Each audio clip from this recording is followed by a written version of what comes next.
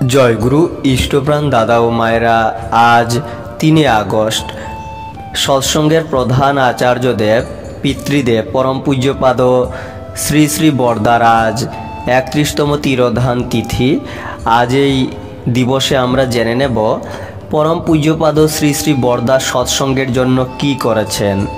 যদি জানা না থাকে অবশ্যই ভিডিওটি শেষ পর্যন্ত দেখবেন এবং প্রত্যেককে ভিডিওটি লাইক করে শেয়ার করে দেবেন। এবারে বিস্তারিত। পরম পূজ্যপাদ শ্রী শ্রী বরদা পরম দয়াল শ্রী শ্রী ঠাকুরের মহাপ্রয়াণের পর ভারতবর্ষের ভিতর ১০৮টি শ্রীমন্দির নির্মাণের সংকল্প নিয়েছিলেন এবং তা মূর্ত করেছিলেন। প্রত্যেকটি শ্রীমন্দির আজ জীবন বৃদ্ধির নীতিবিধি অনুশীলনের কেন্দ্রে পরিণত হয়েছে। শ্রী শ্রী ঠাকুর সম্পর্কিত লেখা রচনাসমূহ ও গ্রন্থাবলী সংগ্রহ করে সেগুলি প্রকাশনার ব্যবস্থা করে এবং বহু মৌলিক গ্রন্থের হিন্দি, ওড়িয়া, অসমিয়া, মারাঠি, তেলেগু, তামিল, সাঁওতালি, নেপালি এবং অন্যান্য ভাষায় অনুবাদ করিয়েছিলেন শ্রী শ্রী বরদা।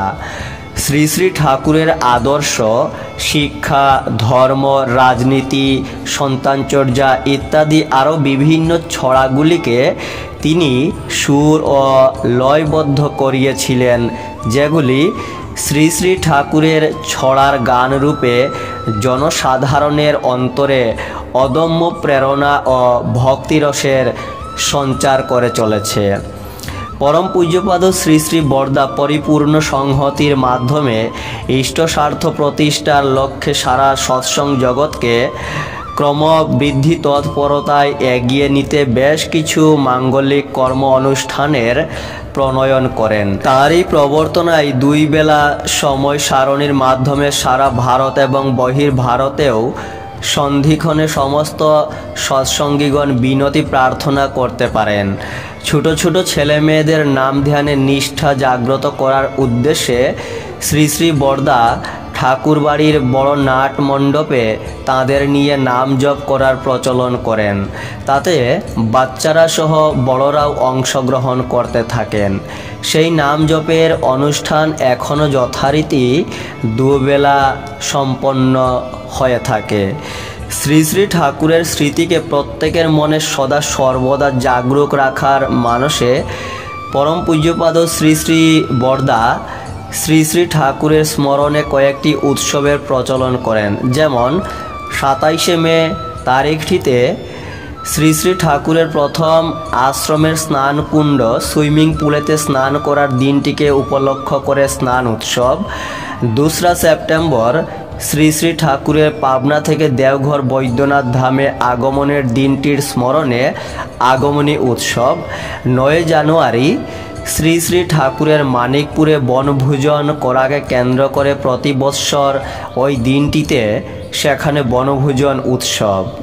শ্রী শ্রী ঠাকুরের বিভিন্ন বাসগৃহ যথা জামতলা শ্রীঅঙ্গন, নিভৃত কেতন, নিরালা নিবেশ, পার্লার গৃহ, ঠাকুর বাংলার বড় দালানের হল ঘর ইত্যাদি তিনি যথা মর্যাদায় সজ্জিত করে রাখেন, যাতে ভক্তগণ সেই গৃহগুলির দর্শনে প্রিয় পরমের পুণ্য স্মৃতি সদা জাগ্রত রাখতে পারেন।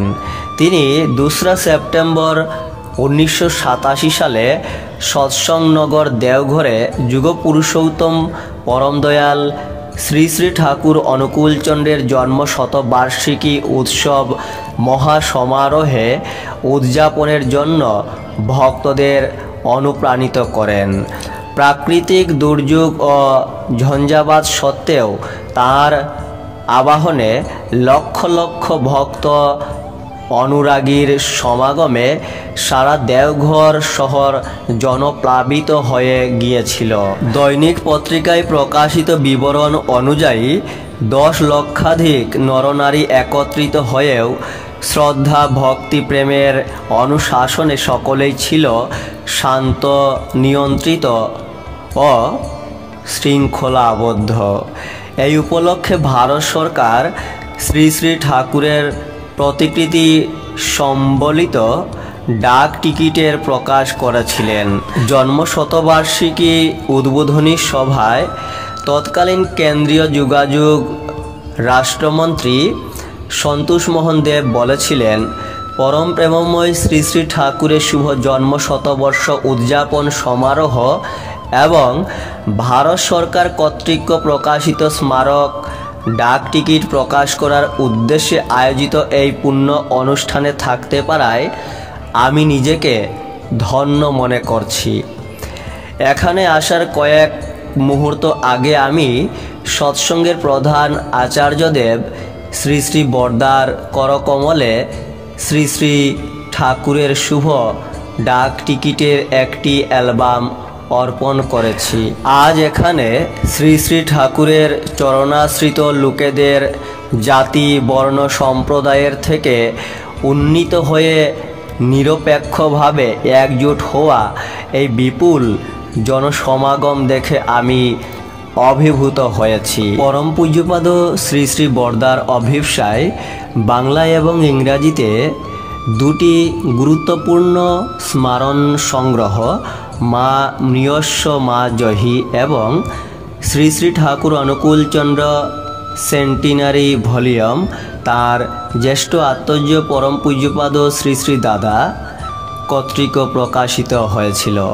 স্থানীয় আদিবাসীদের এবং ভক্তজনের যাতায়াতের সুবিধার জন্য যশিডি বৈদ্যনাথ ধাম রেল লাইনে সৎসংনগর হল্ট স্টেশনের নির্মাণ করিয়েছিলেন শ্রী শ্রী বরদা। সৎসংনগর তুরন থেকে আশ্রম যাতায়াতের মূল সড়কটি নির্মাণ ব্যয় বাবদ সমুদয় অর্থও নিজে সংগ্রহ করে সরকারের সংশ্লিষ্ট বিভাগে প্রদান করেন তিনি। শ্রী শ্রী ঠাকুরের ঐশী ইচ্ছাগুলি পরিপূর্ণ করে পরম পূজ্যপাদ শ্রী শ্রী বরদা আমাদের হতবিহল করে পুরী ঠাকুর বাড়িতে পুরীধাম উড়িষ্যায় 5ই আগস্ট 1994-এ 6:09 সন্ধ্যা প্রার্থনার শঙ্খধ্বনির সাথে সাথে পরম ধামে মহাপ্রয়াণ করেন। জয় গুরু।